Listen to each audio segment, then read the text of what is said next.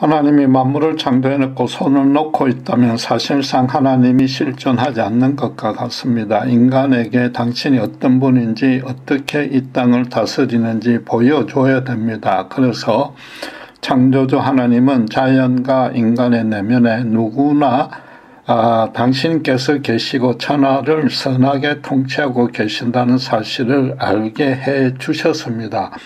그렇다면 인간은 겸손히 그분께 감사하고 경배해야 마땅하나 그렇게 하지 않았습니다. 그럼에도 모든 인간에게는 하나님의 형상을 담게 지어졌기 때문에 영원한 절대자에 대한 갈망이 남아 있습니다. 또 인생살이의 많은 고난들을 해결하려고 노력했습니다.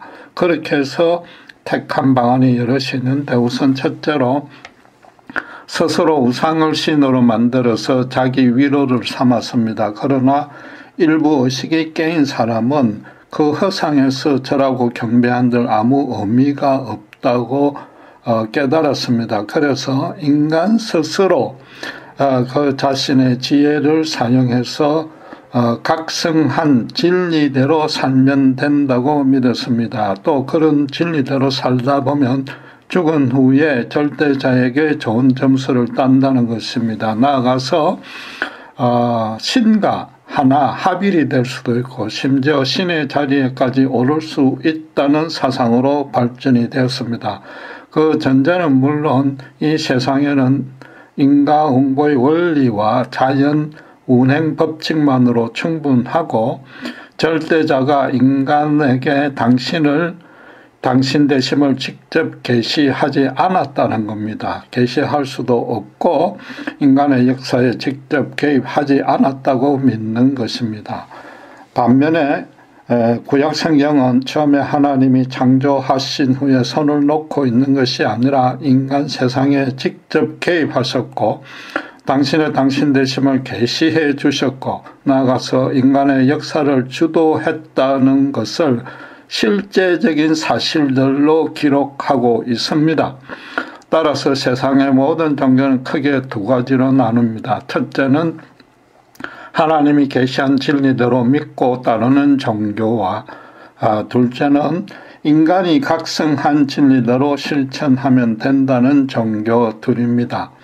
세계적으로 신자 수가 많은 5대 종교는 기독교, 불교, 유교, 이슬람교, 힌두교를 꼽을 수 있습니다.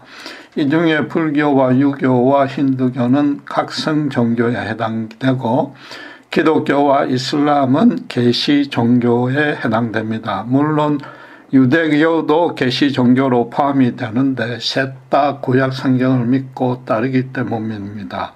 이 중에 유대교는 히브리 민족 종교로 지금도 이스라엘을 열방에 높일 메시아만 기다리고 있기에 유대인이 아니라면 해당 사항이 없는 셈입니다. 기독교가 예수님만이 유일한 구원의 길이라고 선포하는데 그 근본적인 뜻을 잘 아셔야 됩니다. 인간이 깨우친 진리가 아니라는 겁니다. 하나님이 계시하신 유일한 참 구원의 진리라는 겁니다. 인간의 각성한 종교 색깔은 그 결이 처음부터 다르기 때문에 서로 비교해서 우월하다고 주장하는 것이 절대 아닌 겁니다. 따라서 모든 인간은 가장 먼저 분별하고 판단해야 될 과제가 있습니다.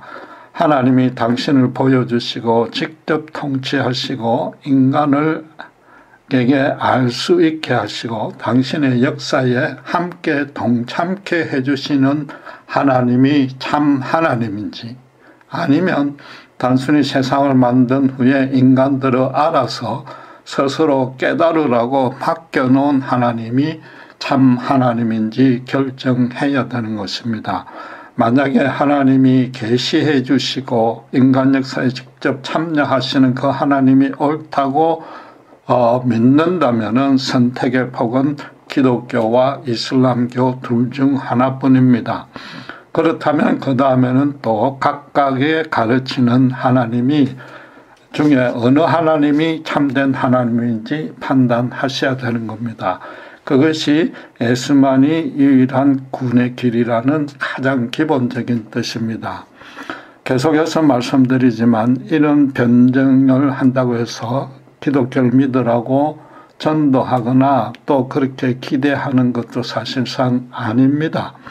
누구든지 자신이 갖고 있는 종교나 자신이 갖고 있는 어떤 영적인 위치가 참 하나님과의 관계에서 어디에 위치하고 있는지 정확히 깨달으라는 겁니다.